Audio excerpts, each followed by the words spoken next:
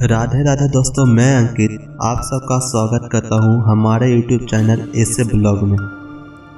आज हम इस वीडियो में देखने वाले हैं स्वर्ण रेखा नदी के बारे में। क्यों कहा जाता है इस नदी को गोल्डन रिवर ऑफ इंडिया? कहां से निकला है यह नदी? कैसे यह नदी सैकड़ों परिवारों के लिए रोजी रोटी का माध्यम है? इन सारे सवालों का जवाब इस वीडियो में हम आज जानने वाले हैं, तो बने रहिए हमारे साथ।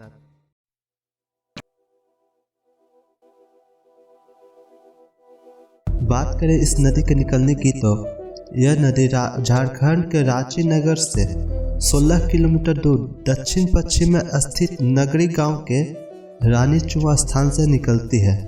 वहां से निकलकर उत्तर पूर्व की ओर बहती हुई मुख्य पठार को छोड़कर जलप्रपात के रूप में गिरती है। उस जलप्रपात को हुनरू जलप्रपात के नाम से जाना जाता है। हुनरू जलप्रपात झारखंड के प्रसिद्ध जलप्रपात में से एक है।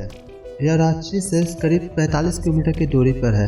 यह 320 फीट की ऊंचाई से गिरने के बाद इसका बहाव पूर्व की ओर हो जाता है और इसी नदी पर रांची के ओलमांझी नामक स्थान पर एक कृत्रिम डैम है जिसे गेटलसू डैम के नाम से जाना जाता है। यह रांची और रामगढ़ के निवासियों के लिए लोकप्रिय पिकनिक स्थान है और इस नदी की लंबाई 474 किलोमीटर है और इसी नदी के किनारे पर भारत का प्रसिद्ध एवं प्रथम लौह तथा इस्पात का कारखाना बनाया गया।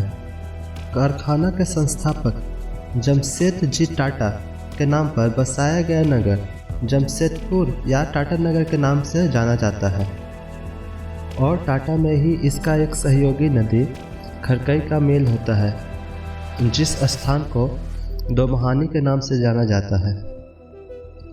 दोमहानी से करीब 30 किलोमीटर की दूरी पर इसी नदी के ऊपर एक डैम बना हुआ है जिसे चांडिल डैम के नाम से जाना जाता है।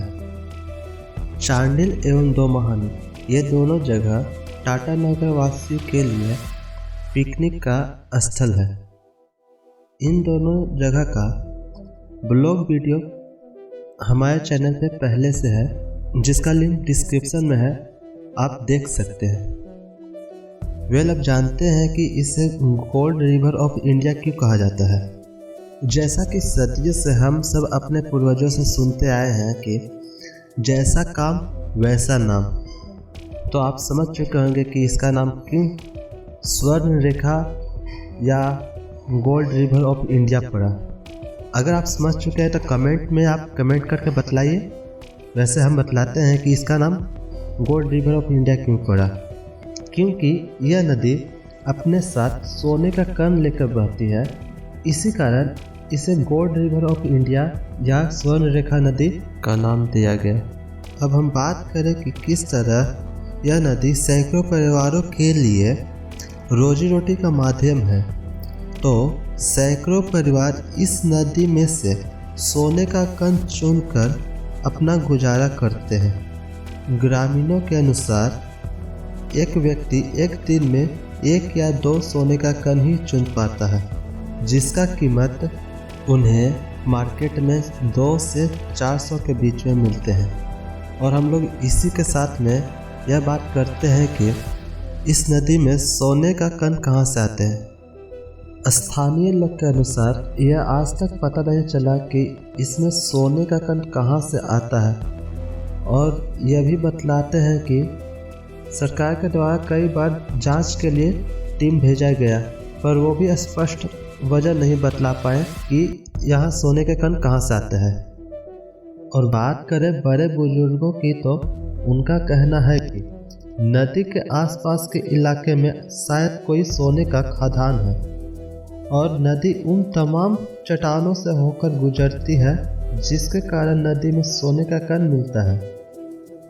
जब हम बात कर रहे हैं नदी में सोने के कण मिलने की, तो करकरी नदी में भी सोने की कण मिलती रही है और करकरी नदी स्वर्ण रेखा नदी की सहायक नदी है, जिसकी लंबाई मात्र 40 किलोमीटर है। वैसे तो स्वर्ण रेखा नदी की टोटल 14 सहायक नदियां हैं। बात करें इस नदी की तो यह 3 राज्यों से होते हुए झारखंड, उड़ीसा, पश्चिम बंगाल होते हुए बंगाल की खाड़ी में जाकर गिरती है।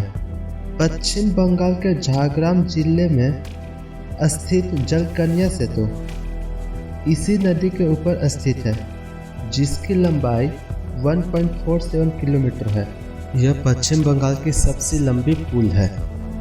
इसी नदी के मुहाने पर एक बंदरगाह स्थित है, जिसे स्वर्ण रेखा बंदरगाह या कीर्तन बंदरगाह के नाम से जाना जाता है। यह जलेश्वर से रेल नेटवर्क के जरिए जुड़ा हुआ है।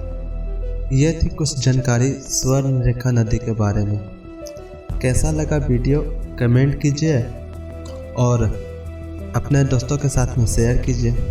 अगर कुछ छूट गया हो जो कि आपको पता हो तो वो चीज़ भी कमेंट में हमें बतलाइए। और हाँ, चांडिल और दोमहानी का वीडियो का लिंक डिस्क्रिप्शन में है, आप देखना नहीं भूलिएगा। मिलते हैं अगले वीडियो में, तब तक के लिए आप सब्सक्राइब कीजिए और हम वीडियो बनाते हैं।